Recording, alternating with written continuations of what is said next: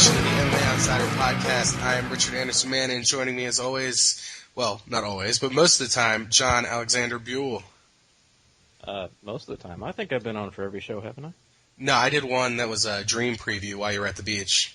Oh, you did? Thanks for listening, by the way. Appreciate it. No, you cheated on me. That's why I didn't listen, you bastard. Yeah, it's okay.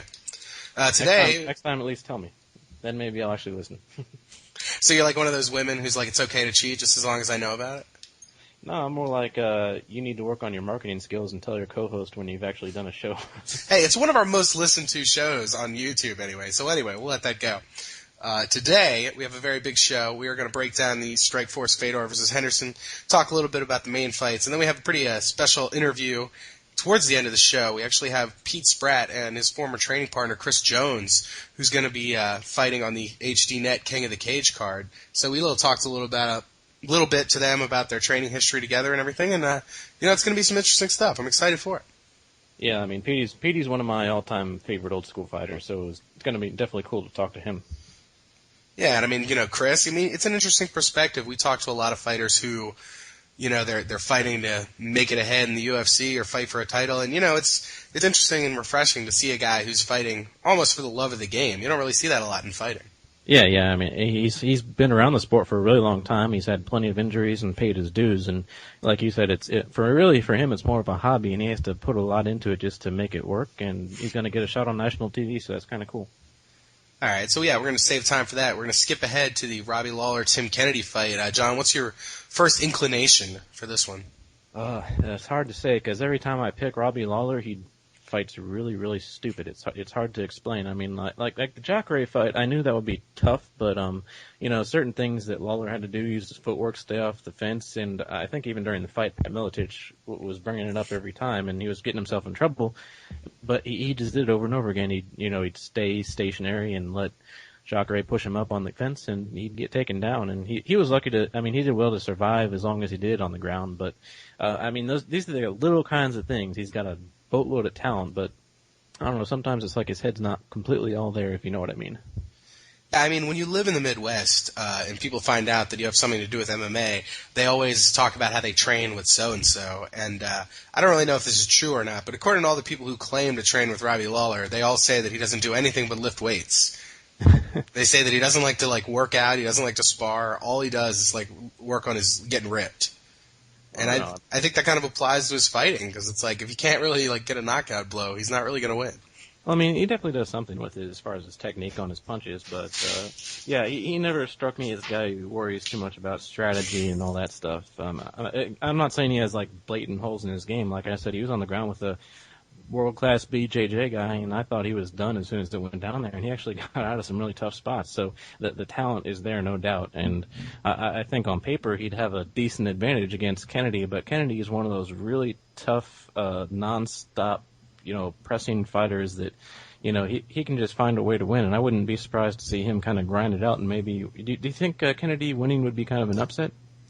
I think historically it would probably be an upset. I think a lot of people are going to go that direction. I mean, I'm picking Tim Kennedy. I think he's going to have the more well-rounded game, and I think he's better suited to win a decision. I don't think that he's going to be stupid and get into a firefight with Robbie Lawler, and I think that's going to be enough to win him the decision. Tim Kennedy has impressed me.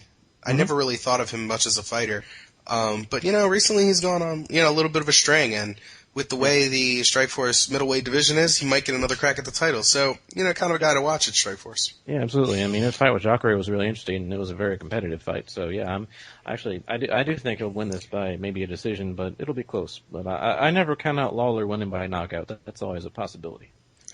All right, and moving on, the women's 135-pound championship bout. I can't call it women's welterweight. I find that asinine. But anyway, Marloes Coenen will defend her title against Miesha Tate. Miesha Tate won the one-night 135-pound tournament to earn this shot and then got injured and was replaced by Liz Carmouche, and now this fight's finally going to happen. What do you think, John?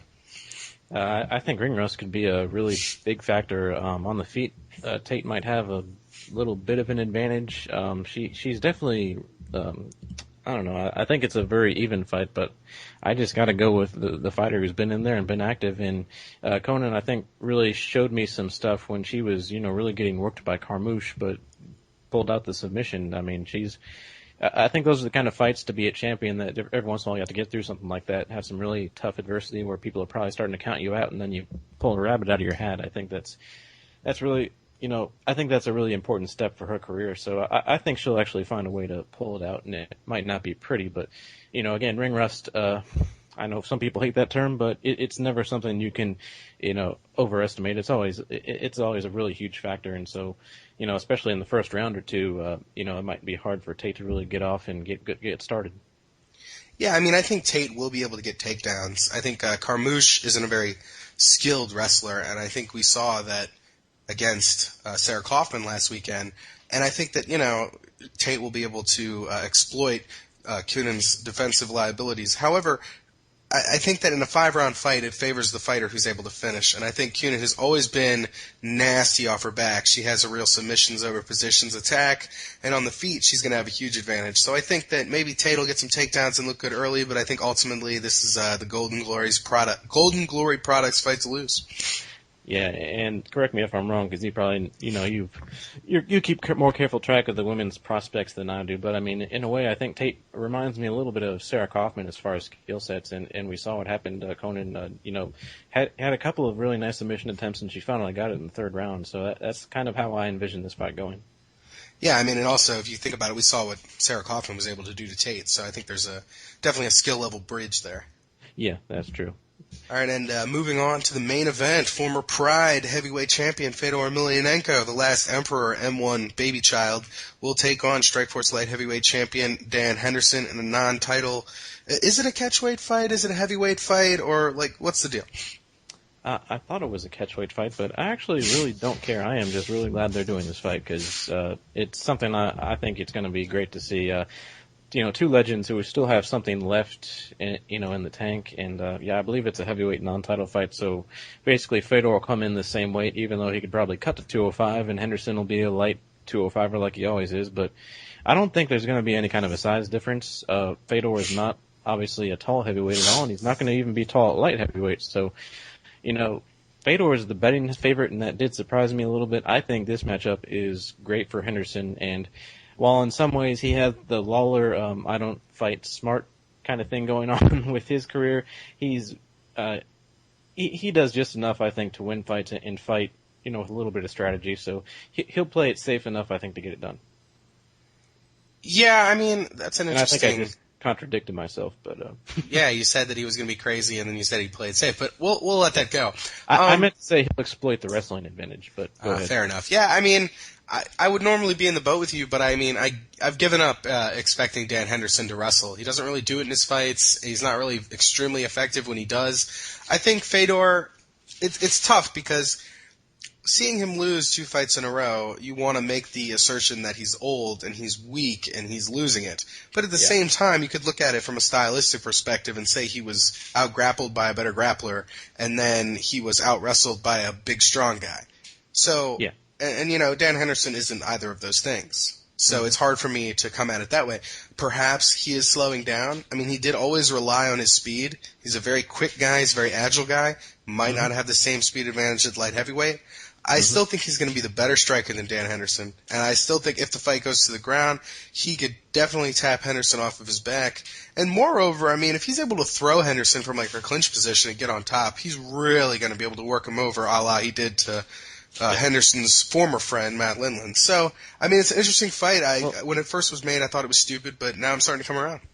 Well, and what you just brought up is exactly why I think you're on crack. I don't see any way, shape, or form that Fedor gets a throw on Henderson unless Henderson does something like, dumb move of the year kind of stupid. I just don't see that happening at all. And you bring up the Lindland fight. I'm glad you did, because Lindland was about to throw Fedor on his ass, but he kept grabbing the ropes. So there, I said it. Lindland is a better Greco wrestler than Henderson, and he grabbed the ropes. He could grab the cage, and he didn't get him down. So, I mean, you're talking about the multiple-time world combat Sambo champion. He's throwing fools on his head in Russia all the time. Yeah, well, yeah. And again, since I'm on a streak of contradicting myself, this will probably sound weird, but what I do like about this fight, I do think it's a great matchup for both guys, because you mentioned Fedor and whether or not he slowed down, and, at light heavyweight, the thing with him moving down to 205 is the guys are going to be faster, they're going to be more well-rounded, so I don't think that'll necessarily extend his career. However, Henderson, as great a fighter as he is, he's not really fast, he's not the most crisp technical guy, and so he's got a pretty good all-around game, but like you said, I think Fedor does have a submission advantage here, so like I said, it's two great fighters, two fighters everyone's watched for a long time. They just, and it really, it's like really, I think one of the biggest super fights of this year. All right, so I'm just going to recap our picks and pick some of the lower fights since we're up against it. So I'm going with Fedor. You're going with? Henderson. I'm taking Kunin. You're taking? Kunin. I'm taking Kennedy. And I'm taking Kennedy. Daly or Woodley? Crap. I'm going to say Woodley because, speaking of stupid, Daly's going to fuck it up somehow. Yeah, T. Wood by wrestling, obviously. Yes. It'll be boring. Scott Smith or Safadine? Safadine. Smith is done. Yeah. Jay-Z, Calvin Conte, or Bobby Green, King of the Cage, man? Jay-Z over a late replacement. Now that he's healthy, I think he'll be all right. Eduardo Pamplona or Tyler Stinson, the Bellator open fight winner dude? Going with the Brazilian. Yes, what they call him when he remember when he made his debut in the IFL against Robbie Lawler and he was like mini Vanderlei or something? I don't remember that, no. Oh, back in the day. Anyway, that's going to do it for us. Coming up on the other side of the break, we're going to have Pete Spratt and his old training partner Chris Jones, who is fighting on the King of the Cage card on HDNet next month, so check us out after the break. All right, cool. First off, we got Pete Spratt, a longtime MMA veteran, former UFC fighter. He's been around the world and back, and he's really one of the pioneers of the sport. And on the other line, we got a guy named Chris Jones. He's fighting at King of the Cage coming up on August 19th, I believe. And we were going to interview Chris, and then we found out that these two used to spar together. So first off, I'll ask you first, Pete. When did you and Chris start training together? How long ago was that? Oh, man, that was probably 96, 97, I think. Dang. So, Chris, were there any rules back then? As far as in training, I think don't bite, maybe. So, I mean, I was told that you guys used to have some really good sparring wars. I mean, talk about what it was like sparring together back in the day and how things have probably changed since then, because I'm guessing that you have to take it a little more easy when you're getting ready for a fight, so you pace yourself. Well, I can remember when we first started, Pete was kind of from a rival gym of the gym I was from, and I'd always heard of Pete, and because he was kind of like the bad boy from our town or whatever you want to call it. So I was kind of excited to spar with him just to see, kind of what he had. And we kind of met in the middle, and we started working out at our gym.